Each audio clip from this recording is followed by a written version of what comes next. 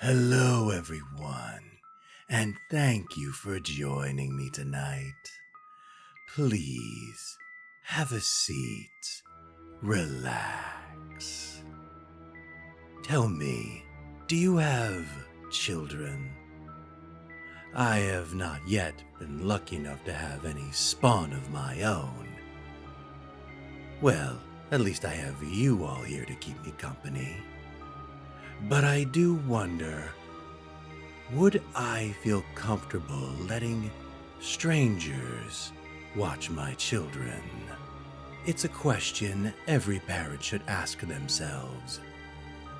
Especially if these strangers whom you're trusting the safety of your children with have a slightly different view on how to issue punishments.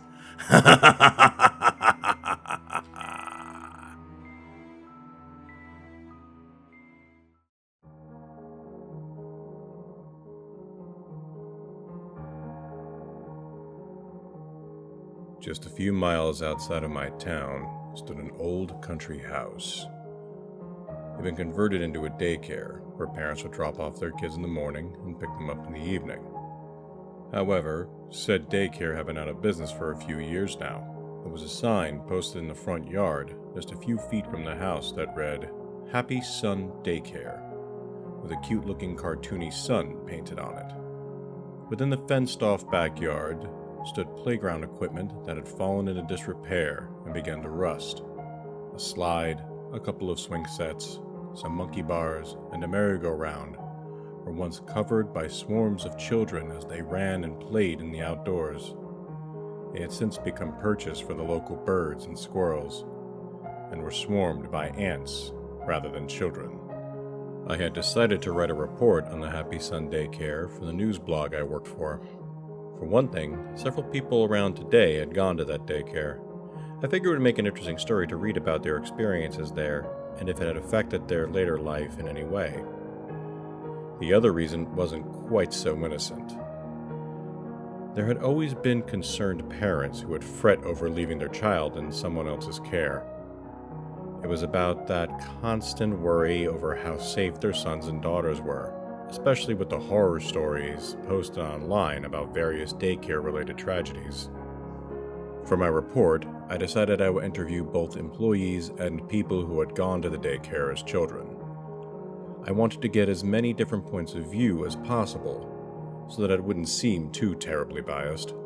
Of course, I agreed to not use real names, for the sake of their privacy. The first person I interviewed was a middle-aged woman who looked after the infants at the daycare. For the sake of her privacy, we'll just call her Margaret. "What was it like working at the daycare?" I asked her. "Oh, it wasn't anything too spectacular. Just your typical day of working with children, or babies in my case." "I see," I said before I asked. "Have you ever had any problems while working there?" Margaret shook her head. With the babies? Of course not. They could be fussy, but they weren't any trouble at all. The children were another story. This piqued my interest. Were the children that attended Happy Sun Daycare too much for the employees to handle? Or could it be that there were cases of abuse going on that had been kept secret until now? I had to find out. "Why might that be?" I asked. Well, Margaret paused for a second, as though she was apprehensive about speaking to me. there were times when I heard muffled squealing. No, not squealing. Screaming.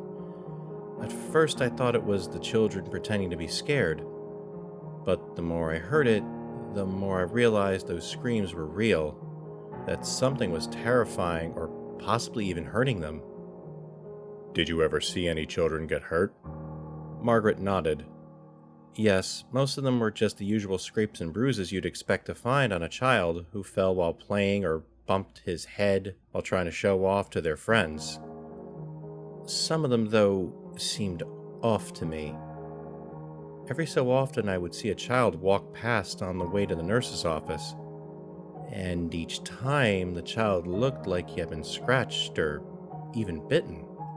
Children scratched or bitten. That would be cause for alarm for anyone. Perhaps some wild animal had decided to make its home near the daycare and curious children had gotten too close. Maybe a stray dog wandered into the playground and some poor unknowing kid went to pet it. Were there any animals in the area? I decided to ask. Stray dogs, raccoons, perhaps a possum nest? I doubt it. Pets weren't allowed at the daycare, and traps were set up at night to keep any wildlife away. There might have been a dog roaming around the area, Margaret said as she shook her head. Perhaps it was a dog that had bitten those children? I pointed out. Oh, I only heard the dog. I had never actually seen it. All I had ever experienced was the occasional growl, snarl, or howl. So Margaret had only ever heard what sounded like a dog. I couldn't rule out the possibility that perhaps she had mistaken some noises she had heard for that of a dog.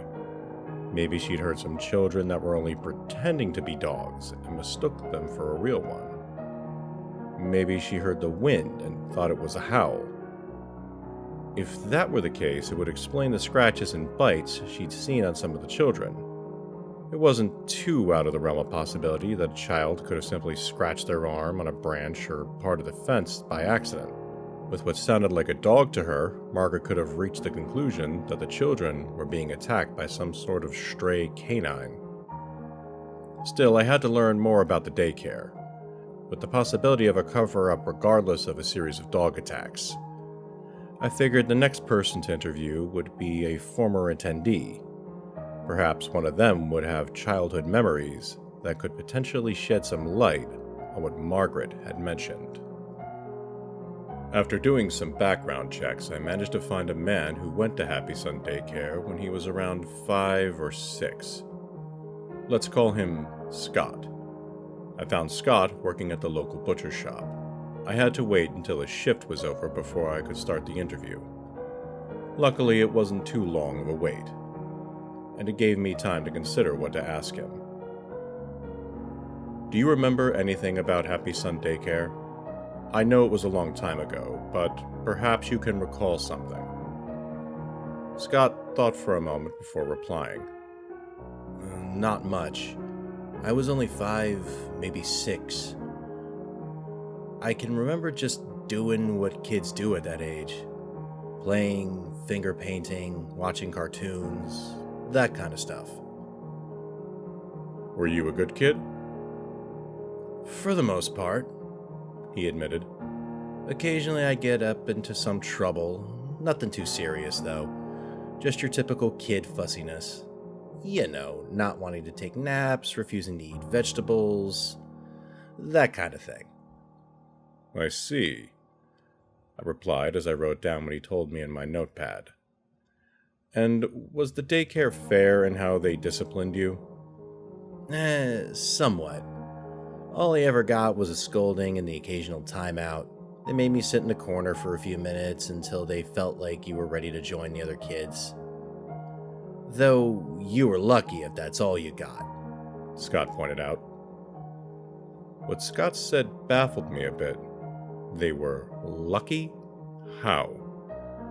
Began to wonder if perhaps there had been more severe punishments for the more unruly children that attended the daycare. Could there have been some sort of more controversial form of punishment that the employees of Happy Sun Daycare used that they didn't want known to the public? I had to know. What exactly do you mean? For a brief moment, Scott gave a shudder.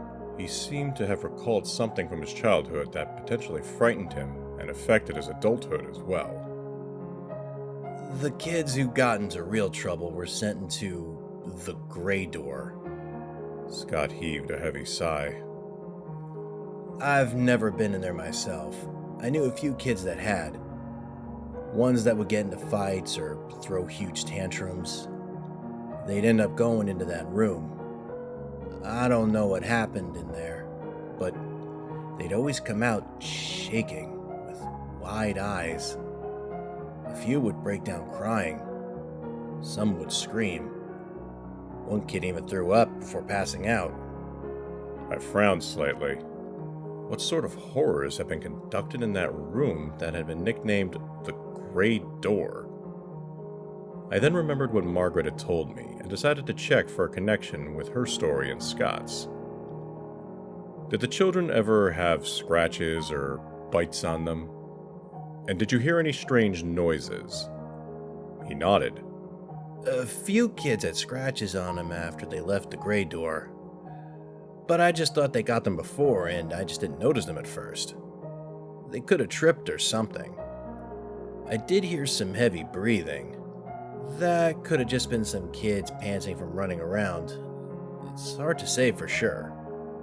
First, Margaret had thought she heard a dog snarling. Now Scott was saying he had heard heavy breathing.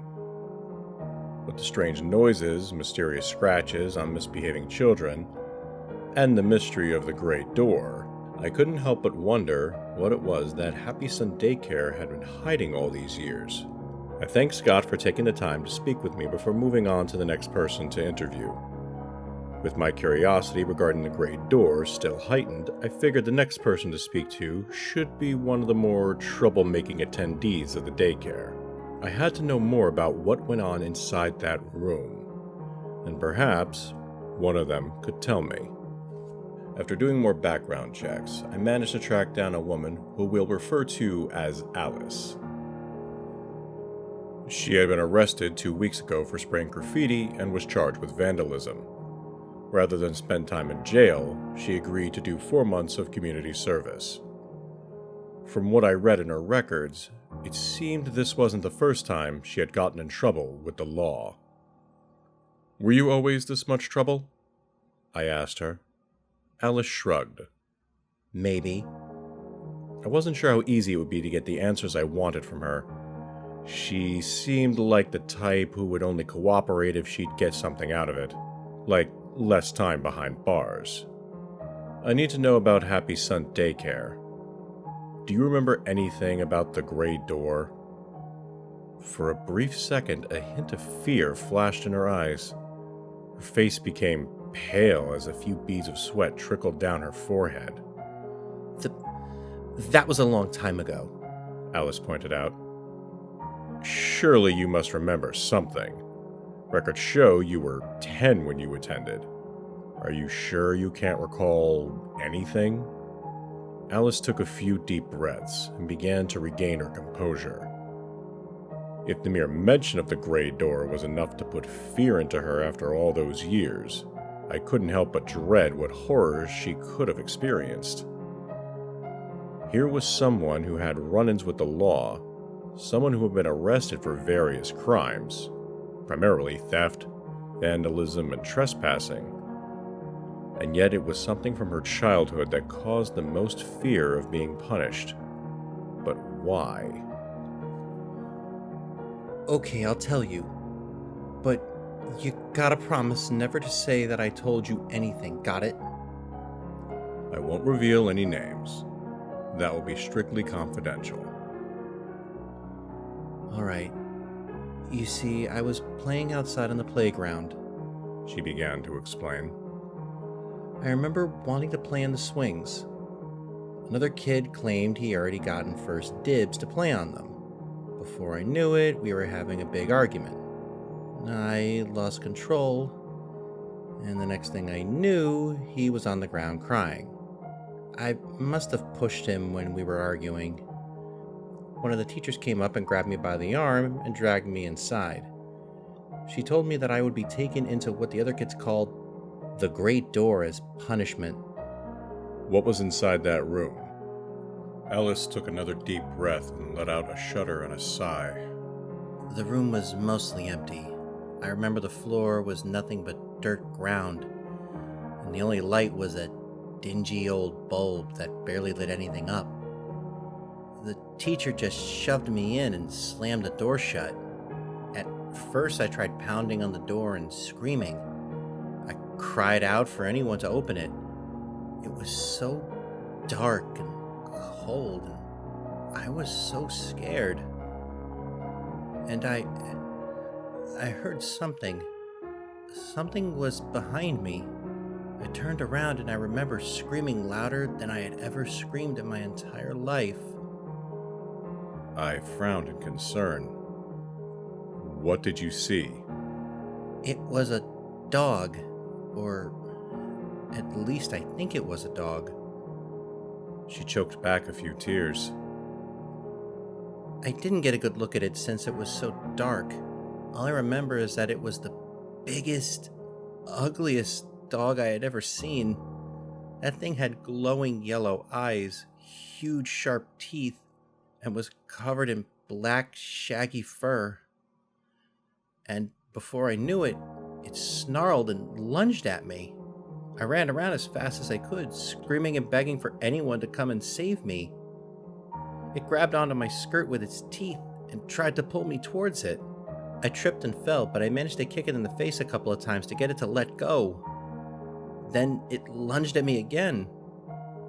But luckily for me, the door finally opened, and one of the teachers pulled me out of the room and slammed the door shut before the dog could get me again. So there was a dog after all. Stories were all starting to come together. Margaret's story about hearing screams and growling. Scott's story about horrified kids who had been sent to the great door. And now there was Alice's story about being sent to that room and attacked by some sort of large, vicious dog. Still, I had to know more. Why did they use a dog? Why did they cover it up? Perhaps the people working at Happy Sun Daycare were afraid that such a punishment would be too extreme to use on children. Or maybe they feared being sued by some animal rights group. I thanked Alice for her time and set forth to find the next person to talk to. Maybe it would be another one of the employees. If I was lucky, I might be able to get one of them to reveal the truth about what was going on in that gray door room. Once again, I began searching through the records of anybody who worked at Happy Sun Daycare. It took some time to find someone who was willing to talk to me. Most former employees I asked were either too busy or simply didn't want to give an interview. A few of them directed various profanities at me as well. I couldn't tell if they were angry that I had learned about what was going on all those years ago, or if they were afraid of what might happen if they revealed any more secrets to me. Still, I managed to track down at least one person who was willing to tell me his experience working at Happy Sun Daycare. Mr. Smith, as we'll call him. He worked as a janitor at the daycare back when it was still running. He had managed to get the job only because his aunt was in charge of one of the head offices there as well. However, Mr. Smith had moved to another town since the daycare closed years ago. This meant I couldn't interview him in person, so we sent each other emails instead. Mr. Smith explained that he had been dealing with some form of narcolepsy since he was a teenager. He had a history of sleepwalking as well. Doctors couldn't figure out what was causing his condition, but they couldn't find any other adverse health effects linked to it. Still, this made it difficult for him to find work, though. He told me he was grateful that his aunt managed to get him the job at Happy Sun Daycare. I had so many questions, and, well, I wasn't sure which one to ask first. After I got his first response, I wrote back to him. I wanted to know how he was able to hold his job despite his condition. Was he on medication for it? How did the other employees and the children treat him? A few days passed before I got any response from him. I quickly opened the latest email from Mr. Smith and began to read. He replied that his aunt would mix him a special herbal tea that would help keep his narcolepsy in check. She apparently strongly believed in herbal medicine and said that it was better than any standard medicine on the market. Mr. Smith wrote about how the tea was quite bitter and how he hated drinking it. But he had to drink it if he wanted to keep his job. Though on occasion, his aunt would run out of the leaves needed for the tea and he'd end up falling asleep. This prompted another employee to go and make sure he didn't accidentally hurt himself or others. As for how the others treated him, Mr. Smith explained in his letter that the children were generally very nice to him. Most of them were quite curious and would ask him a lot of questions while he worked. A few would act as a nuisance, but he didn't recall any of them being too much trouble. On the other hand, the other employees seemed to have a sense of unease around him. He explained how he felt that they seemed extremely cautious around him. Also, he pointed out that his aunt always kept an eye on him. He wasn't sure if this was due to his condition or some other reason. That caused more questions to form in my mind. Why were the other employees uneasy around him? Was it because he was the nephew of one of the higher-ups? Or was there another reason? And there was the matter of his aunt keeping an eye on him. Maybe they were trying to keep the whole issue regarding the gray door a secret from him. Perhaps they were afraid he would find out about the dog and would contact the police. I quickly wrote a letter and asked if he knew anything about a large, empty room and children being attacked by some sort of dog. Another couple of days passed before I got another response from Mr. Smith. I opened the reply and began to read. He said that he didn't remember any kind of dog at the daycare. In fact, he pointed out that animals weren't allowed on the property, and that he would set traps to keep squirrels and mice out. His aunt was very strict about no pets being allowed as well. Most likely it was due to any potential allergies children might have. Mr. Smith explained in his reply that the dog that Alice claimed had attacked her was just someone in a cheap-looking dog costume. That the room had perhaps been kept barely lit so the kids wouldn't realize it was fake. And that the scratches and bites were just a result of them tripping and accidentally scratching themselves. To my surprise, he had been in the room with the gray door himself several times as well. Strangely, he pointed out that it was always when he hadn't had any tea to drink. He would wake up in the room. He wasn't sure if anyone had moved him there so he could sleep without being in anyone's way, or if he had been sleepwalking again and just stumbled in there by mistake. Mr. Smith explained that the room was originally going to be a large storage closet for various arts and crafts related supplies, but was never finished due to budget cuts. He wrote in his reply that his aunt didn't want the area to go to waste, so they decided to use it as a means to punish misbehaving children. In his opinion, someone probably bought a dog costume and would wear it while terrorizing any children sent to the room, as a means of instilling fear as a punishment. I sent one last email to Mr. Smith thanking him for taking the time to reply to my messages. The whole thing about Happy Sun Daycare started to come together. From what I had gathered via the various interviews from both students and employees, children who misbehaved were sent to the large empty space called the Gray Door. There was a dog, or possibly someone in a dog costume, that would chase any child sent in there. Finally, said child would be pulled to safety before the dog could cause any serious harm. There was only one thing left to do. I was going to head inside Happy Sun Daycare and investigate the infamous Gray Door for myself. I had to see for myself if there was anything that could solve this strange cover-up. Several minutes passed as I drove out into the countryside and towards the abandoned building. I parked the car in front of the driveway and took a few deep breaths. The front door was unlocked, which was lucky for me. I gently pushed it open and began to look inside. The interior was dingy and covered in a layer of dust. Cobwebs spread over various desks and chairs that hadn't been used in quite some time. A musty smell filled the house and mixed with the odor of feces and urine from the rats that had now made this place their home. It was nauseating to say the least. After exploring several different areas, I soon found the foreboding gray door that was said to lead to the dreaded room. The door was quite heavy, and it took me several tries before I managed to force it open. Just like how Alice had described, The room was dark and empty, with a dirty floor and dingy bulb. Said bulb had burned out long ago, so I used an old desk to prop open the door in order to see anything. I could see faint blood stains on the ground and the wall as well, but I couldn't tell who or what the blood belonged to. There were strange markings on the wall as well. I took a closer look and could have sworn they resembled claw marks of some sort. As I continued to examine the room, I noticed various footprints in the dirt. Many were faded or had been trampled over one another, but I could still make out a few. Most of them were footprints of children. They looked like their makers had been running away from something.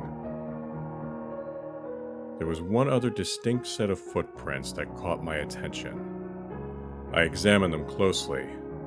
I could definitely make out the distinct foot pads, claws, and individual toes on at least one of the prints.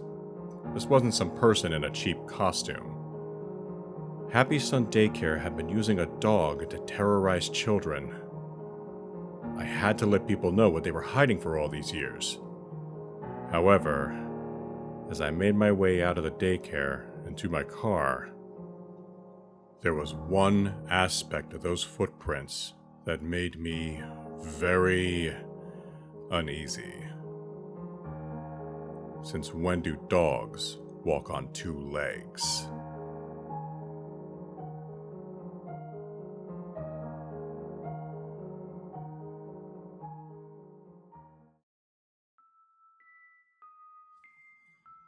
Well, I must admit that that's a rather creative way to get children to behave. Although, I am amazed that none of those children ended up accidentally becoming dog food. Well, that's all for tonight. If you enjoyed the story, please remember to feed the algorithm monster by liking and subscribing. Thank you all very much, and goodbye.